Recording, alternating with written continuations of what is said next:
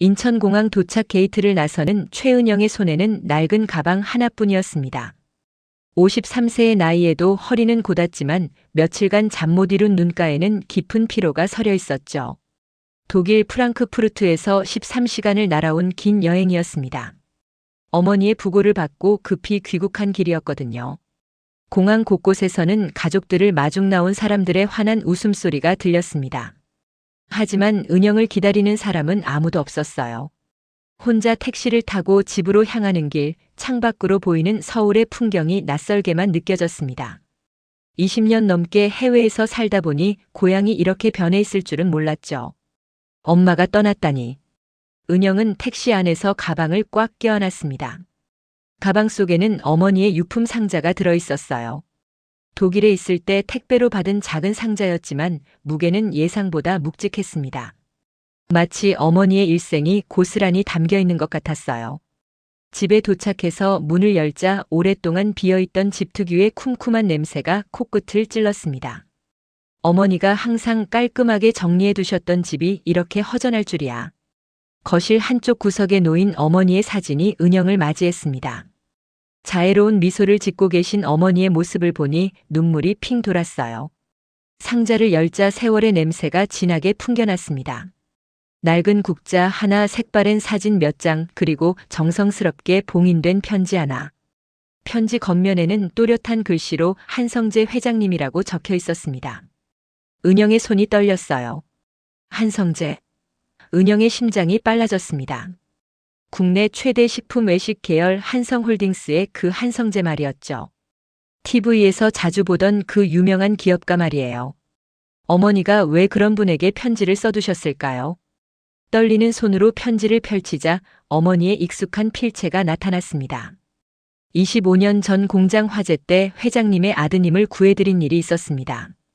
그때 약속하신 대로 제 딸 은영이가 힘들 때 한 번만 도와주시면. 글자가 흐려져 보였습니다. 눈물 때문이었죠. 어머니가 이런 일을 겪으셨다니 은영은 전혀 몰랐던 이야기였습니다.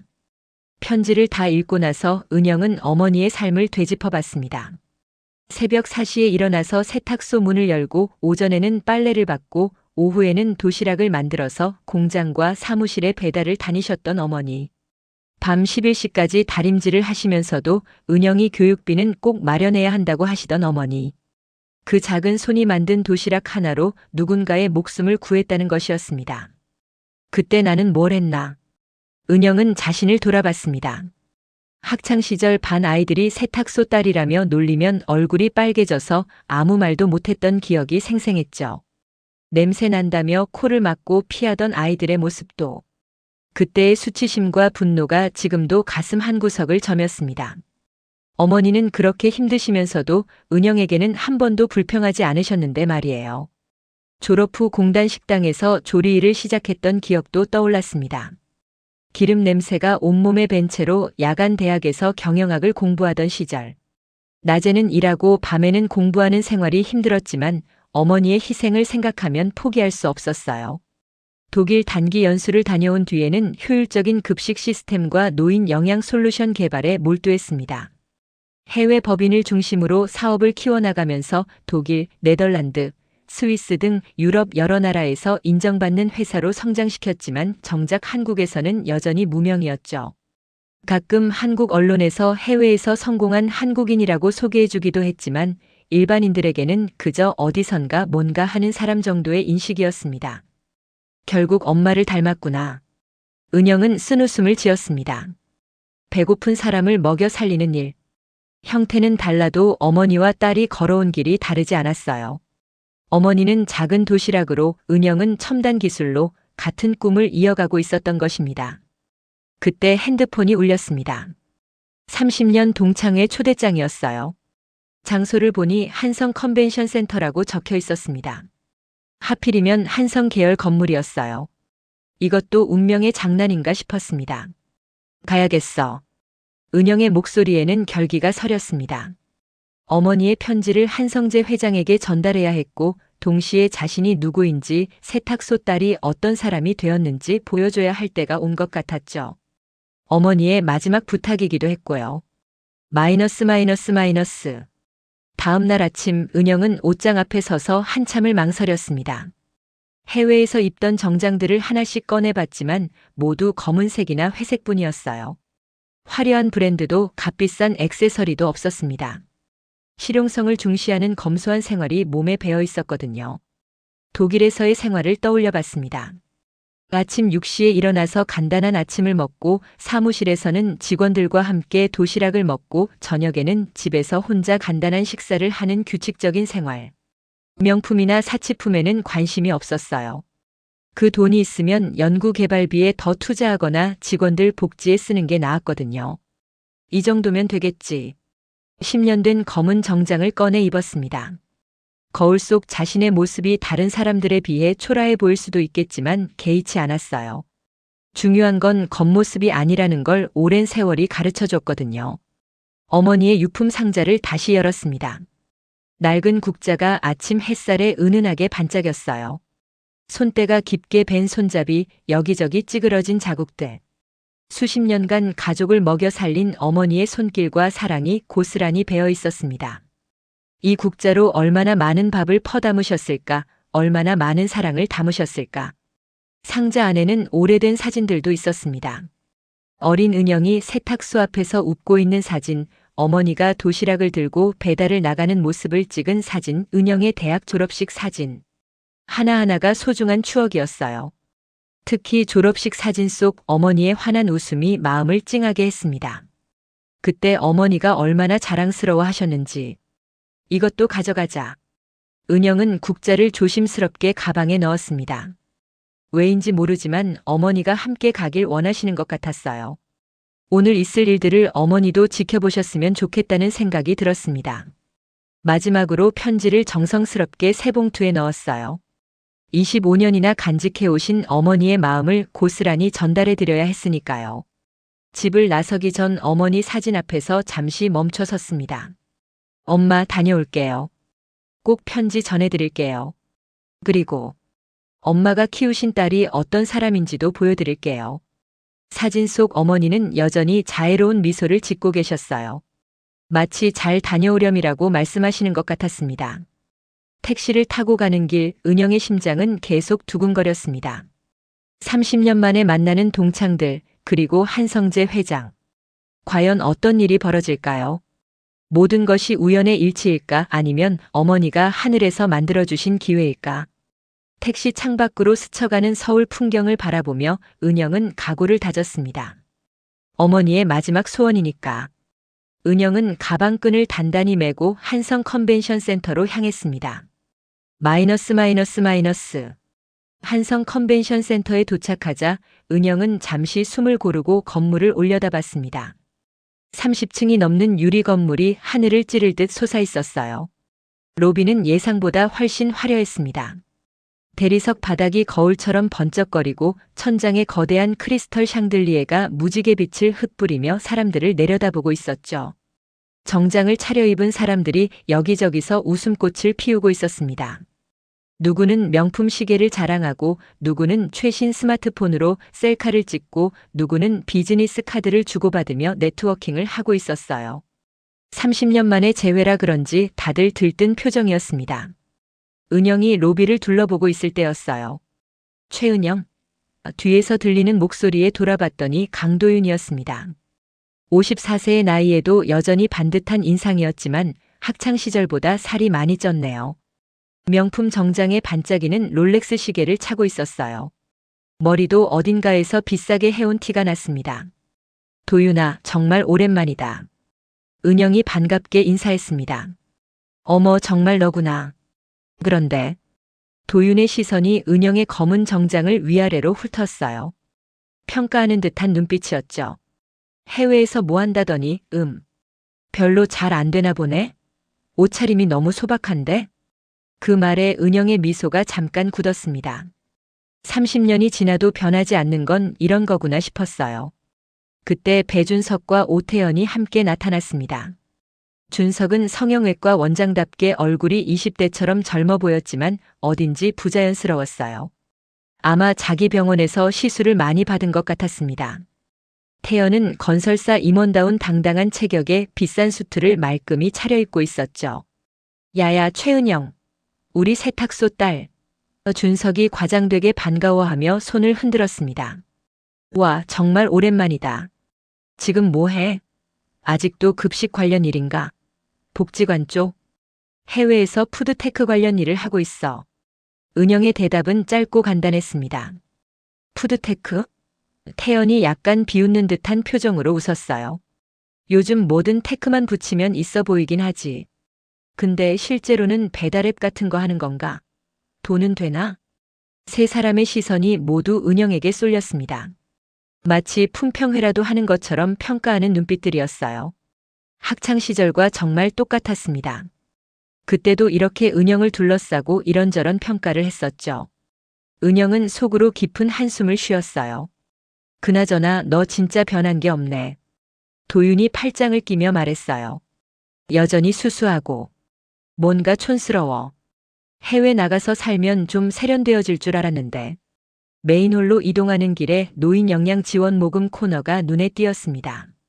작은 부스였지만 은영의 발걸음을 끌었어요. 어르신들의 건강한 식생활을 위해라는 현수막이 걸려 있고 젊은 직원 한 명이 홀로 앉아 있었습니다. 다른 동창들은 대부분 무관심하게 지나쳤지만요. 어르신들 영양 관리 정말 중요한 문제인데요. 은영이 부스 직원에게 다가가서 말했습니다. 아, 네. 맞아요. 직원이 고개를 들더니 밝은 표정을 지었어요. 하지만 관심 가져주시는 분이 별로 없어서 오늘도 별 성과가 없네요. 어떤 프로그램들이 있나요? 은영이 자세히 물어봤습니다. 직원이 신이 나서 설명하기 시작했어요. 독거 어르신들 영양 상태 검사, 맞춤형 식단 제공, 배식 서비스 등이 있는데요. 하지만 예산이 부족해서 제대로 운영하기가. 은영은 마음이 아팠습니다. 자신이 독일에서 하고 있는 일과 정확히 같은 분야였거든요. 망설임 없이 가방에서 수표책을 꺼냈습니다. 2억 원. 해외 법인 계좌에서 어제 긴급 이체해둔 돈이었어요. 익명으로 기부하고 싶습니다. 은영이 수표를 건네며 말했어요. 직원의 눈이 휘둥그레졌습니다. 수표의 금액을 보더니 손이 덜덜 떨렸어요. 정말 감사합니다. 이렇게 큰 금액을 조용히 처리해 주세요. 은영은 이미 홀 안으로 발걸음을 옮기고 있었습니다. 뒤에서 직원이 연신 고개를 숙여 인사하는 소리가 들렸어요. 마이너스. 동창회 본 행사가 시작됐습니다. 사회를 맡은 반장이었던 김민수가 마이크를 잡고 인사말을 했어요. 30년 만에 이렇게 많은 분들이 모여주셨네요. 정말 감사합니다. 박수가 터져 나왔습니다. 홀 안은 정말 화려했어요. 둥근 테이블마다 하얀 천을 덮고 예쁜 꽃꽂이가 놓여 있었고 무대에는 대형 스크린이 설치되어 학창시절 사진들이 슬라이드쇼로 나오고 있었습니다. 200명 넘는 동창들이 모였는데 다들 나름대로 성공한 모습들이었어요. 각자의 근황을 소개하는 시간이 되자 분위기가 더욱 달아올랐습니다. 도윤이 먼저 나섰어요. 안녕하세요, 강도윤입니다. 마이크를 잡은 도윤의 목소리에 자신감이 넘쳤어요. 현재 중견 유통사 전무로 재직하고 있고요. 연매출 500억 정도 되는 사업부를 담당하고 있습니다. 올해 새로 포르쉐 911도 바꿨고요. 박수와 함께 감탄사가 터져 나왔습니다. 준석이 이어받았습니다. 배준석입니다. 강남역 인근에서 성형외과를 운영하고 있어요. 요즘 연예인들도 많이 찾아오고 지난달에는 유명한 걸그룹 멤버도 수술했습니다. 사람들이 웅성거리며 관심을 보였어요. 태연의 차례가 됐습니다. 오태연입니다. 대형 건설사에서 수주 담당 이사로 일하고 있고요. 작년에는 200억짜리 아파트 단지 프로젝트를 성사시키기도 했습니다. 회사 매출에 큰 기여를 했죠. 다시 한번 감탄사와 박수가 쏟아졌어요. 다른 동창들도 비슷했습니다. 의사, 변호사, 대기업 임원, 사업가 등등. 모두들 화려한 성공담을 늘어놓으며 자랑에 여념이 없었어요. 이제 최은영 씨 차례네요. 사회자가 은영을 바라보며 마이크를 건네줬습니다. 은영이 천천히 일어섰습니다. 홀 안의 모든 시선이 그녀에게 집중됐죠. 조용한 정적이 흘렀어요. 해외에서 푸드테크 관련 일을 하고 있습니다. 은영의 소개는 정말 짧고 간단했어요. 그게 전부야? 누군가 웃으며 물었습니다. 뭔가 더 구체적으로 설명해 주시면. 사회자가 유도했지만 은영은 조용히 자리에 앉았습니다. 홀 안에서 수군거리는 소리가 들렸어요. 역시 세탁소 딸은 세탁소 딸이네. 해외 나가서도 별거 없나 보다. 좀 뻥이라도 치지, 너무 솔직하네. 바로 그때였습니다. 홀 뒤쪽에 VIP 입구 문이 조용히 열리더니 완전한 정적이 흘렀습니다. 한성재 회장이 나타난 거예요. 72세의 나이에도 카리스마 넘치는 모습으로 검은 정장에 위험 있는 걸음걸이로 홀 안을 천천히 둘러봤습니다. 사람들이 일제히 벌떡 일어나서 인사했어요. 회장님, 안녕하십니다. 이런 영광이. 아첨 섞인 목소리들이 여기저기서 터져 나왔습니다. 어떤 사람은 명함을 꺼내들기도 하고 어떤 사람은 핸드폰으로 사진을 찍으려고 하기도 했어요. 한성재 회장은 사람들의 과도한 인사를 가볍게 손짓으로 제지하며 홀 안을 천천히 둘러봤습니다. 마치 무언가를 찾는 것 같았어요. 그러다가 은영을 발견하자 걸음을 딱 멈췄습니다. 회장이 사람들을 조심스럽게 가르며 은영이 앉은 테이블로 다가왔습니다. 홀 안이 숨막힐 정도로 조용해졌어요. 200명이 넘는 사람들이 모두 숨을 죽이고 이 상황을 지켜봤습니다. 한성재 회장이 은영 앞에서 완전히 멈춰 섰습니다. 그리고는 모든 사람들이 지켜보는 가운데 깊숙이, 정말 깊숙이 허리를 숙였습니다. 최은영 대표님, 먼 길 오시느라 정말 고생 많으셨습니다. 홀이 완전히 조용해졌습니다. 바늘 떨어지는 소리도 들릴 것 같을 정도였어요. 도윤, 준석, 태연의 입이 떡 벌어진 채로 굳어 있었고 다른 동창들도 상황을 이해하지 못하고 서로를 바라봤습니다.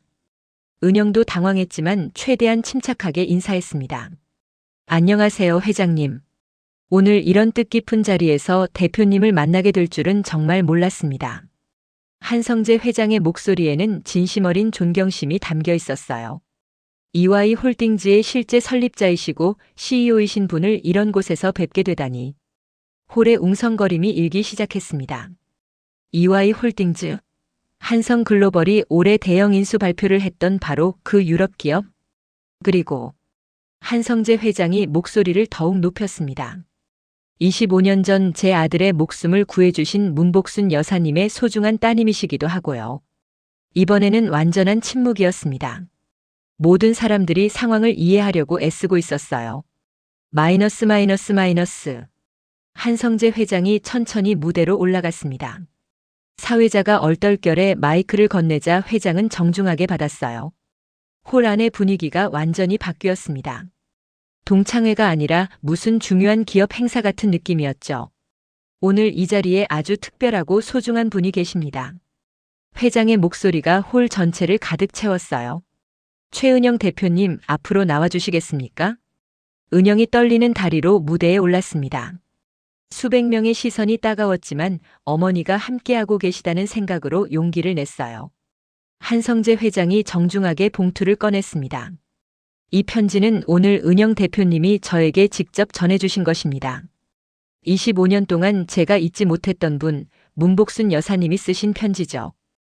회장의 목소리가 잠깐 떨렸습니다. 먼저 여러분께 25년 전 일을 말씀드려야겠습니다. 1999년 3월 15일 우리 한성 제2공장에 큰 화재가 났습니다. 그날 제 둘째 아들 성민이가 현장 실습을 나갔다가 사고에 휘말렸어요. 홀이 숙연해졌습니다. 모든 사람이 숨을 죽이고 들었어요. 연기가 자욱한 상황에서 문복순 여사님이 도시락 배달을 오셨다가 우리 성민이를 발견하셨습니다. 본인의 안전은 생각하지도 않고 성민이를 업고 밖으로 나오셨어요. 그 과정에서 여사님은 화상을 입으셨고 성민이는 무사할 수 있었습니다. 은영의 눈에 눈물이 고이기 시작했어요. 어머니가 그런 일을 겪으셨다니 전혀 몰랐던 이야기였습니다. 편지 일부를 읽어드리겠습니다. 회장이 편지를 펼쳤어요. 아이가 배불리 먹는 세상이 은영이의 꿈입니다. 그날 공장 불에서 당신 아들 먼저 내보낸 건 당연한 일이었어요. 어머니 마음이니까요. 제 딸이 힘들 때 한 번만 도와주시면 그것만으로도 충분합니다. 홀 안에서 훌쩍거리는 소리가 들렸어요. 많은 사람들이 감동받았습니다. 당시 저는 문복순 여사님께 평생 은혜를 갚겠다고 약속드렸습니다. 하지만 여사님은 그런 거창한 건 필요 없다. 다만 내 딸이 정말 어려울 때 한 번만 도와달라고 하셨어요. 그리고 오늘 25년 만에 그 약속을 지킬 기회가 온 것입니다. 한성재 회장이 모금 담당 직원을 무대로 불렀습니다. 그런데 오늘 더욱 놀라운 사실을 확인했습니다. 이분이 오늘 노인 영양 지원 사업에 익명으로 2억 원을 기부해 주신 분이기도 합니다. 홀에서 뜨거운 박수가 터져 나왔습니다. 이번에는 진심 어린 감동의 박수였어요. 도윤의 얼굴이 새하얗게 변했습니다. 어젯밤 회사 임원회의에서 EY홀딩즈 같은 유럽 업체들은 까다롭기만 하고 마진도 낮으니 하청업체로 돌리자고 주장했던 게 떠올랐어요. 손에 식은땀이 줄줄 흘렀습니다. 준석도 마찬가지였어요. 며칠 전 SNS에서 해외 나간다고 별거 있나 결국 다 똑같다라고 비아냥거린 댓글을 올렸던 게 생각났습니다. 얼굴이 화끈거렸어요. 태연은 입술을 깨물었습니다. 로비에서 은영의 사업을 동네 급식업체 정도로 무시했던 자신이 너무 부끄러웠어요. 건설업계에서도 EY홀딩즈는 유명한 회사였거든요. 마이너스. 박수가 멈추자 어색한 공기가 흘렀습니다. 그때 도윤이 가장 먼저 체면 치레를 위해 나섰어요. 은영아, 그동안 정말 오해했다. 어색하게 웃으며 다가왔습니다. 우리 회사랑 뭔가 협업할 방법 없을까? 유통 쪽에서 도움이 될 수 있을 것 같은데. 은영의 표정은 차갑게 굳어 있었습니다. 협업은 언제든 환영이야. 단 투명한 회계 처리와 엄격한 영양 기준 준수가 전제되어야 하지만. 도윤이 당황한 표정을 지었어요. 그거야 당연한 거고. 도윤아. 은영이 또렷하게 말했습니다. 내 회사 유통 마진이 40%라고 들었어. 노인분들이 드실 음식에서 그런 폭리를 취할 생각인 거야? 독일에서는 사회적 기업 인증을 받으면 마진을 15% 이하로 제한해야 해. 도윤의 얼굴이 순식간에 빨개졌습니다. 주변 동창들이 수군거리기 시작했어요. 40%? 그게 진짜야? 너무 과하지 않나? 준석이 급하게 끼어들었습니다. 은영아, 나랑 영상 콘텐츠 콜라보 어때? 요즘 유튜브 마케팅이 대세잖아. 내가 구독자 50만인데 도움이 될 거야. 영상이라. 은영이 준석을 차갑게 바라봤어요. 좋아. 대신 조건이 있어. 저작연화 장애가 있는 노인분들을 위한 무료 구강 영양 클리닉을 월 2회 정기적으로 해줘. 그러면 협업을 고려해 볼게. 준석이 머뭇거렸습니다. 그건 좀 수익성이. 왜? 은영의 목소리가 날카로워졌어요. 카메라 앞에서는 착한 의사 코스프레하고 실제로는 돈벌이만 생각하는 거야? 내 SNS 보니까 명품 자랑, 해외여행 자랑만 가득하던데. 정작 사회에는 뭘 환원하고 있어? 준석이 할 말을 잃었습니다. 주변에서 맞는 말이네, 의사라면 그 정도는 해야지 하는 소리들이 들렸어요. 태연도 기회를 잡으려고 나섰습니다. 은영아, 시설 공사가 필요하면 우리 회사에 맡겨. 동창 할인도 해줄게. 할인은 됐어. 은영이 단호하게 고개를 저었어요. 대신 이 두 가지는 확실히 해줘. 첫째, 안전을 최우선으로 하는 공법 사용. 둘째, 모든 공정의 원가를 투명하게 공개하는 입찰 과정. 그게 더 중요해. 태연이 당황했습니다. 원가 공개는 영업기밀도 있고. 영업기밀? 은영이 냉소적으로 웃었어요. 노인분들이 사용하실 시설인데 영업기밀이 더 중요해? 독일에서는 공공시설 관련 모든 건설 프로젝트가 원가 공개 의무야. 투명성이 곧 신뢰거든. 바로 그때 한성재 회장이 다시 마이크를 잡았습니다. 잠깐만요. 회장의 목소리에 권위가 실렸어요. 오늘부터 한성은 최은영 대표님과 함께 전국 어르신 영양 플랫폼을 공동으로 추진하겠습니다. 홀이 술렁였습니다. 갑작스러운 발표였거든요. 구체적으로 말씀드리면 빅데이터를 활용한 노인 영양 상태 분석, 전국 단위 콜드체인 배송 네트워크 구축, 과학적 급식 표준화 시스템 도입을 통해 전국의 모든 어르신들이 건강한 식생활을 누릴 수 있도록 하겠습니다. 박수가 쏟아졌습니다. 이번에는 훨씬 더 뜨거운 박수였어요. 회장이 도윤을 똑바로 바라보며 말했습니다. 강도윤 전무님, 한성과 협력하고 싶으시다면 콜드체인 표준을 국제 기준에 맞춰 완벽하게 갖추시기 바랍니다. 그렇지 않으면 협력 대상에서 제외될 수밖에 없습니다. 도윤이 어쩔 수 없이 고개를 끄덕였어요. 네, 알겠습니다. 배준석 원장님. 회장이 준석을 보며 계속했습니다.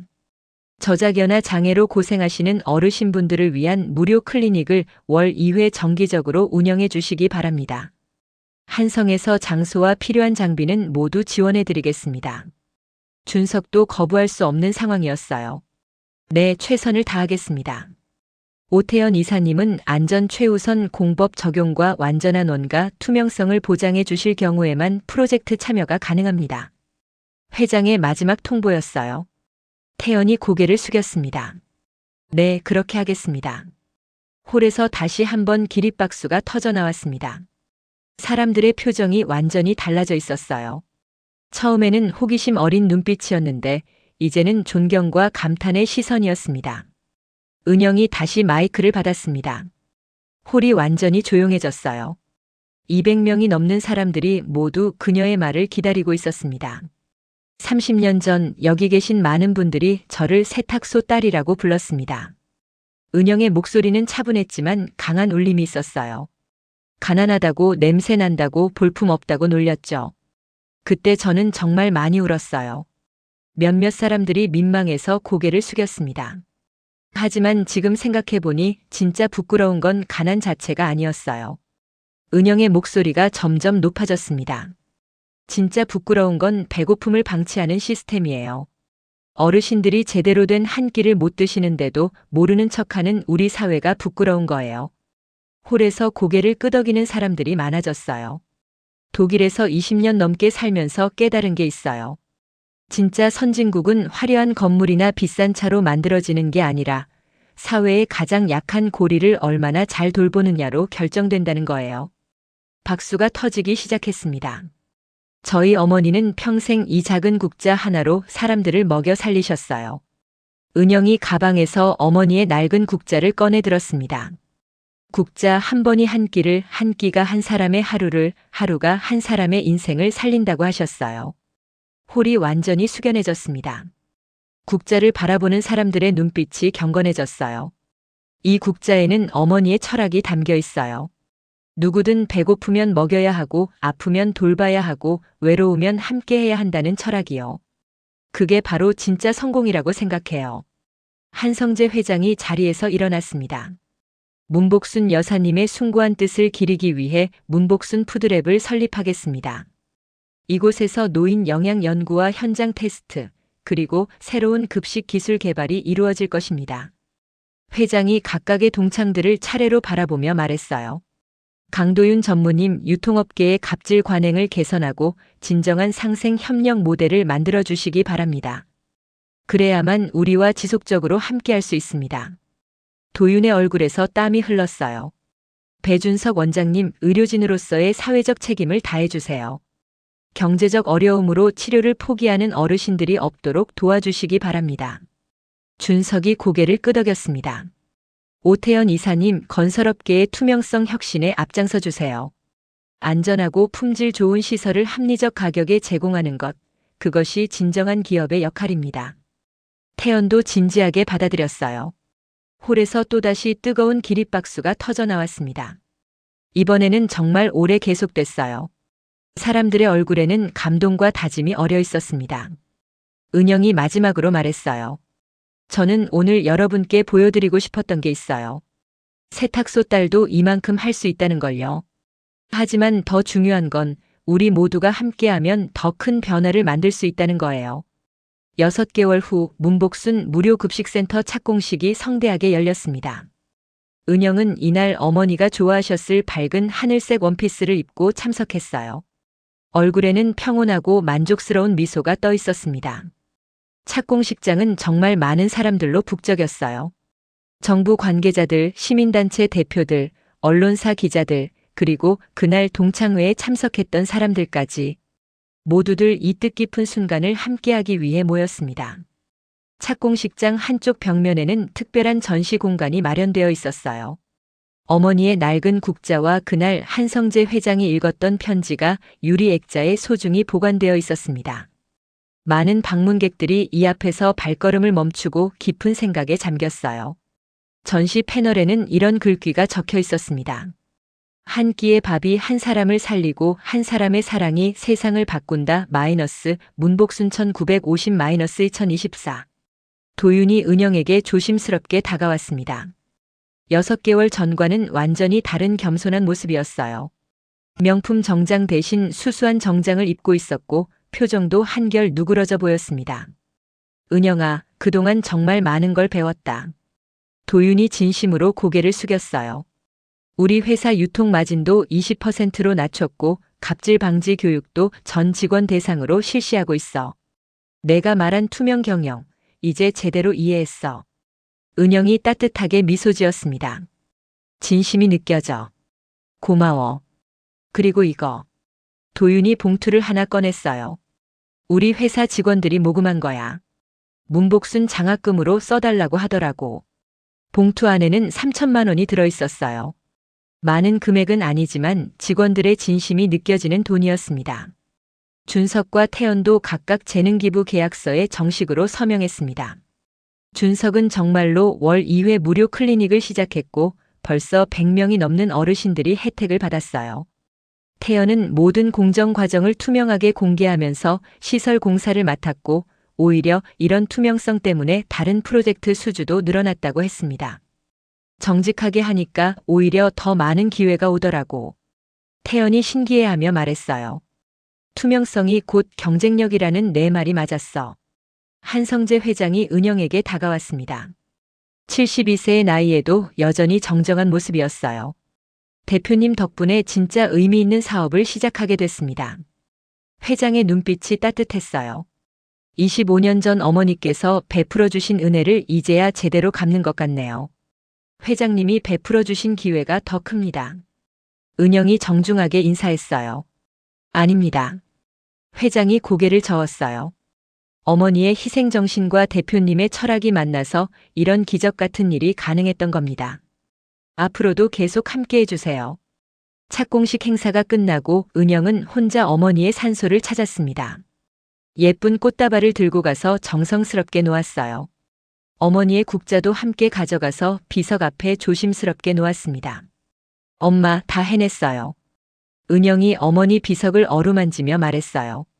이제 전국 어디서든 어르신들이 따뜻하고 영양가 있는 한 끼를 드실 수 있게 됐어요. 엄마가 평생 꿈꾸셨던 그 세상이 현실이 됐어요. 바람이 살랑 불어와서 은영의 머리카락을 부드럽게 흩날렸습니다. 마치 어머니가 수고했다, 내 딸아라고 말씀하시는 것 같았어요. 엄마의 국자는 정말 마법의 국자였어요. 은영이 눈물을 훔치며 중얼거렸어요. 그냥 밥을 푸는 국자가 아니라 사랑을 담는 국자, 희망을 나누는 국자, 세상을 바꾸는 국자였어요. 제 인생의 진정한 지휘봉이었고요. 해가 질 때까지 은영은 그 자리에 앉아 있었습니다. 어머니와 함께 걸어온 험난했던 길들을 돌아보고 앞으로 걸어갈 희망찬 길들을 그려보면서 말이에요. 세탁소 딸에서 푸드테크 CEO까지.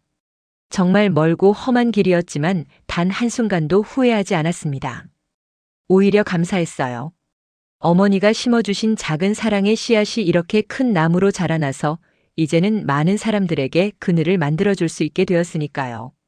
그리고 이 나무는 앞으로도 계속 자라날 것이었습니다. 더 많은 어르신들의 밥상이 따뜻해지도록, 더 많은 사람들이 서로를 돌보는 세상이 되도록 말이에요.